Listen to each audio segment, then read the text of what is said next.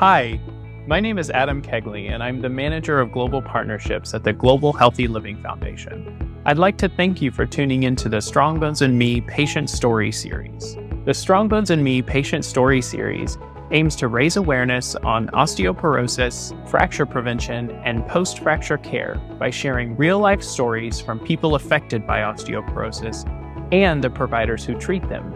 They will share their experience living with the condition, its effects, methods of prevention and care in order to help inform and educate others so that living with osteoporosis can still mean living fully, actively, and well. Today, we're joined by Dr. Deena Adimoolam from New Jersey in the United States.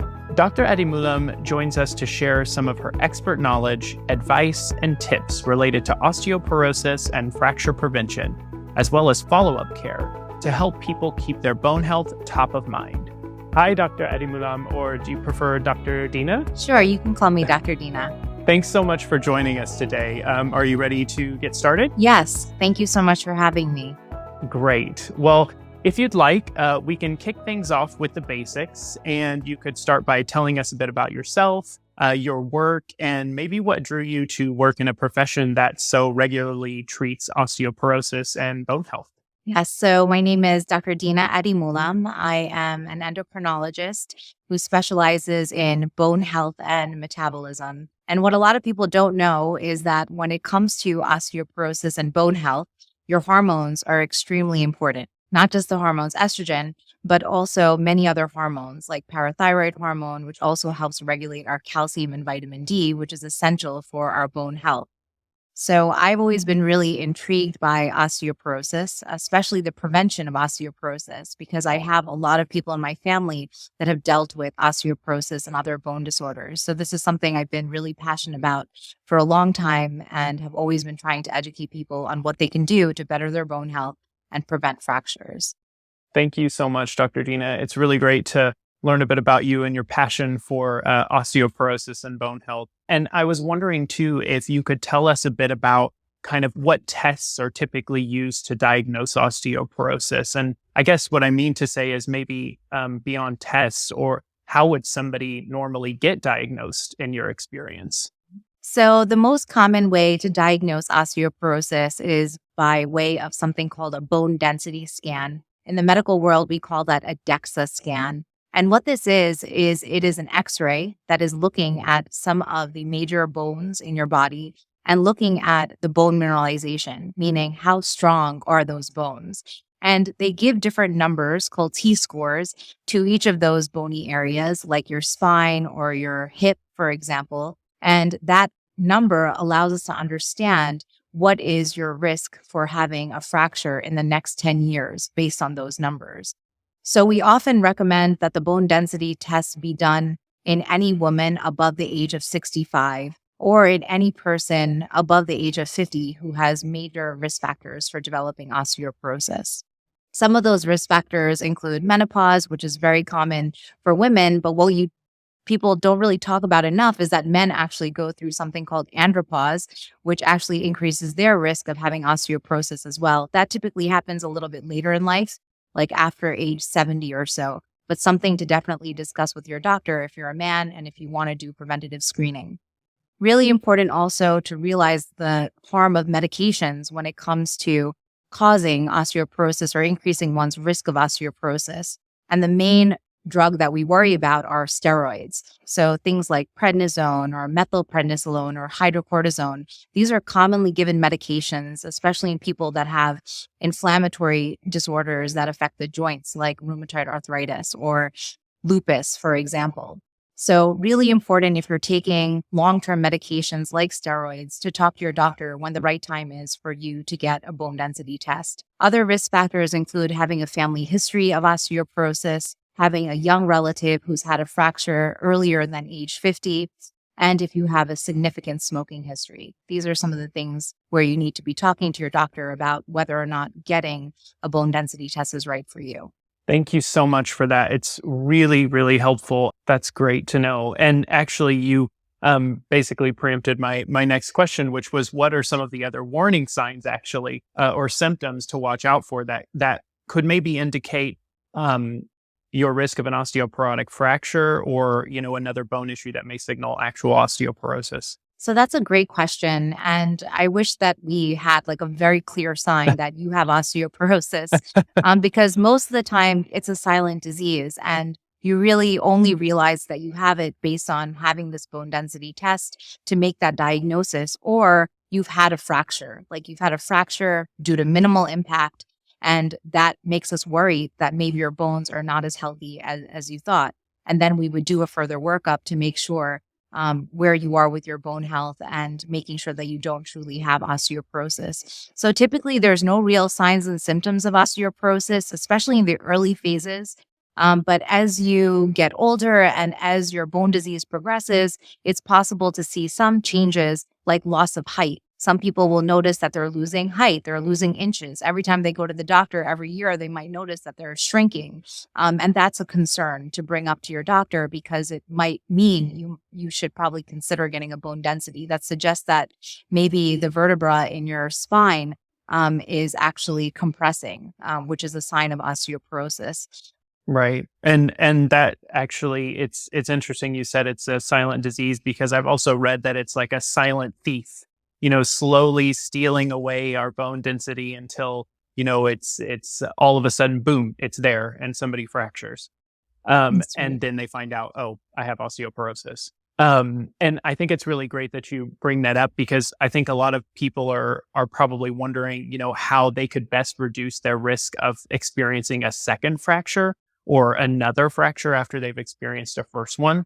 And I know there's a lot of fear sometimes, especially because these fractures can be rather severe, especially if they're a secondary fracture. And I was just wondering if you could talk a little bit about what can help reduce risk for future fractures in that regard. So I think anyone who has a fracture, they need to get evaluated. I've seen so many people come into my office where they've had a fracture and they haven't had a workup for why do they have osteoporosis. Sometimes we don't have an answer. Sometimes it's just related to age. Sometimes it's just related to those imbalances in your hormones, specifically a low estrogen in menopause or a low testosterone in men going through that andropause that I mentioned. But in general, if you've had a fracture, you should definitely be talking to your doctor about the different risk factors that you might have to consider.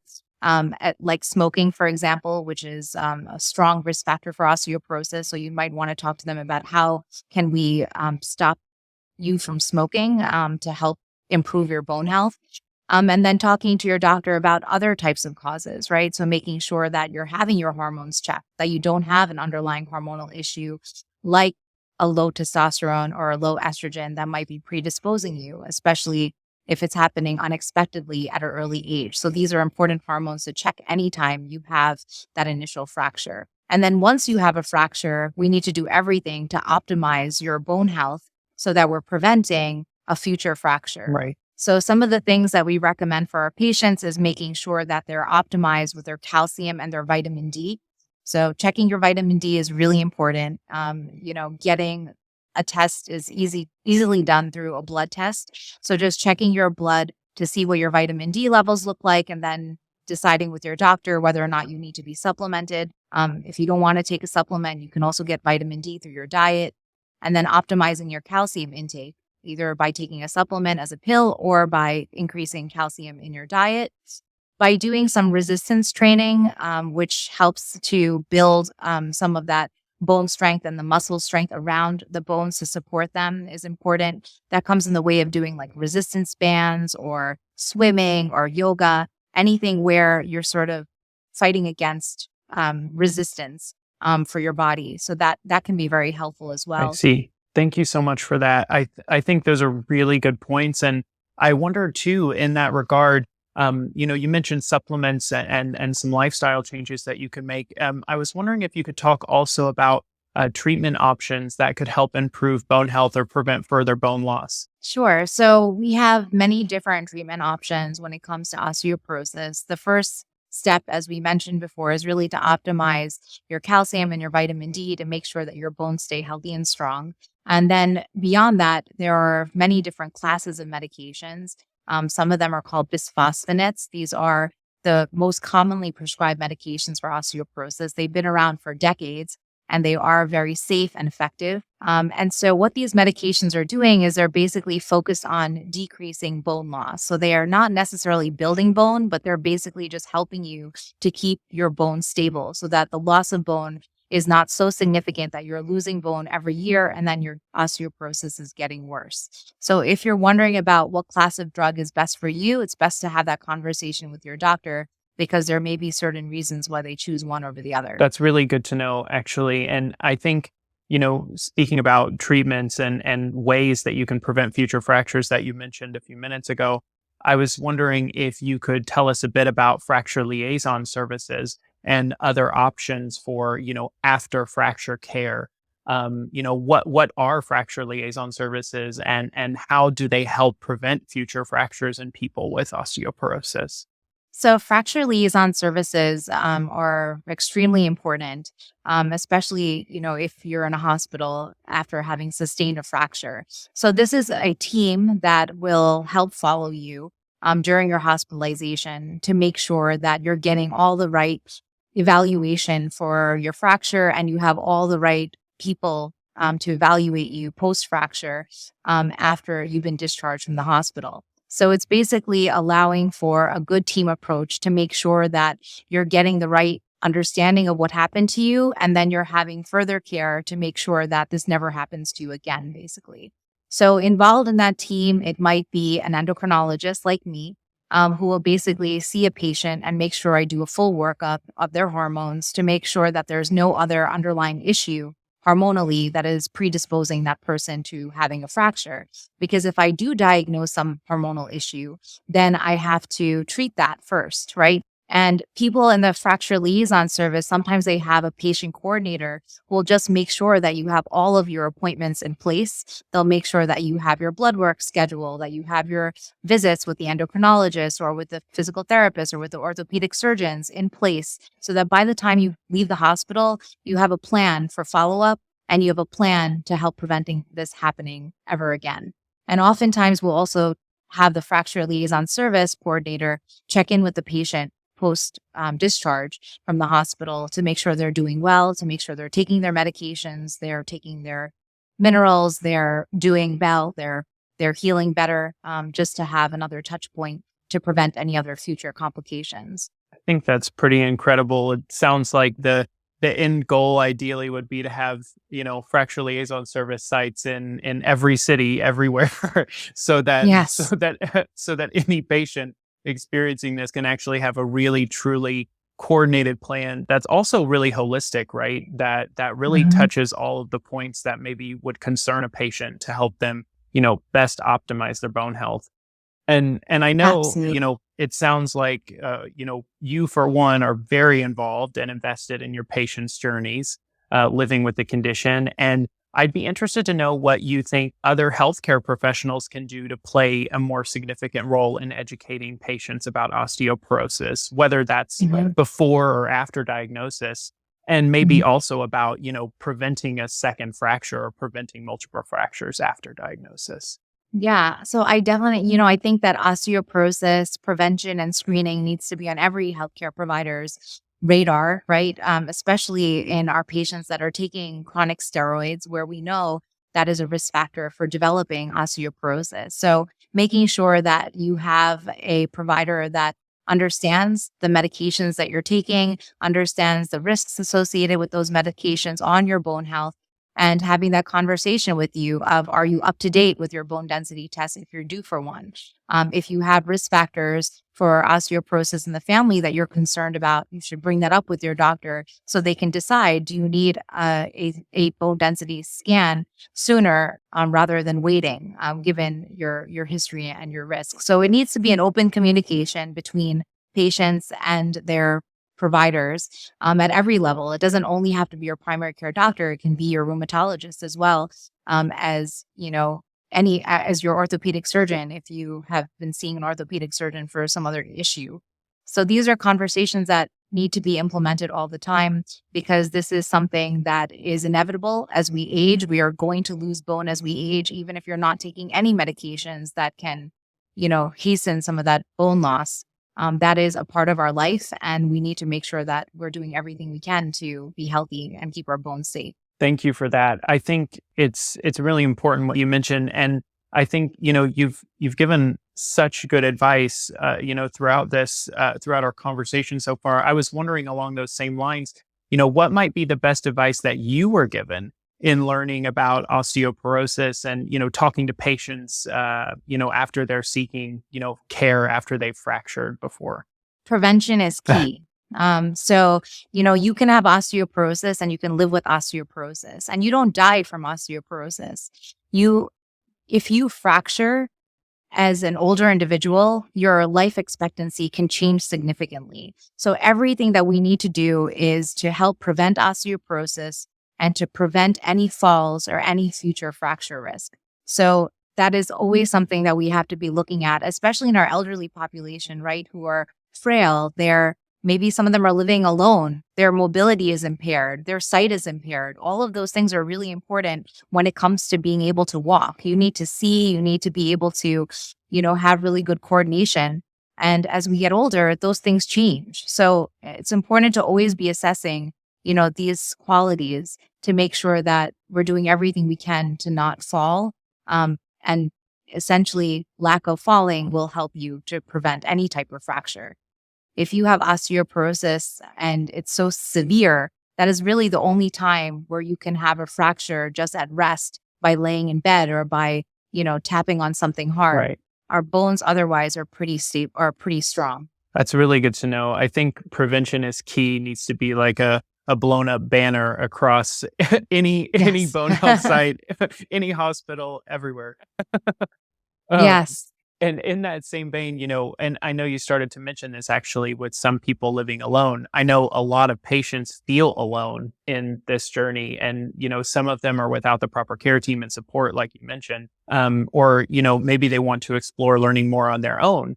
And I was wondering what you would say to patients, what they could do to educate themselves about healthy aging, bone health and fracture prevention.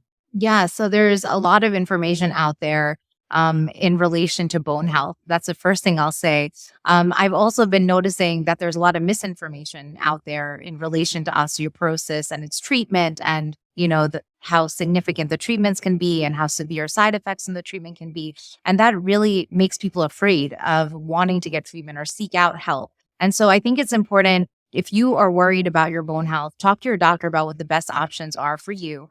And then you can do your homework as long as you're getting your information from a reliable source. And that's really important because, like I said, there's so much information out there. It's really hard to navigate through.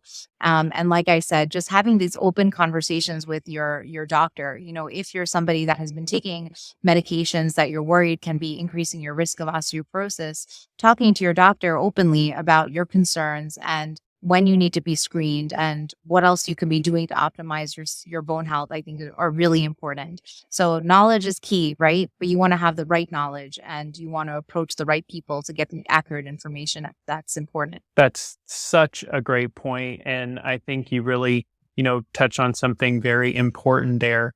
In that regard, the last thing I'd want to ask you is, what advice might you give to someone who has just fractured, has just been diagnosed with osteoporosis and may be at really high risk for breaking another bone?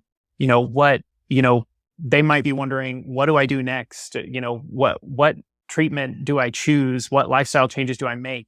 What advice would you have for, that person? So, all goes back to that communication piece, right? So the first thing is, if you have a history of osteoporosis or a new diagnosis of osteoporosis, there's no need to be scared. There's no need to live in fear. This is something quite common that we see here in the United States and around the world, especially as we age. And we have great treatments that can help really improve the quality of your bones and can really help improve, your overall concerns of having a fracture in the future. So there's a lot of options available to you.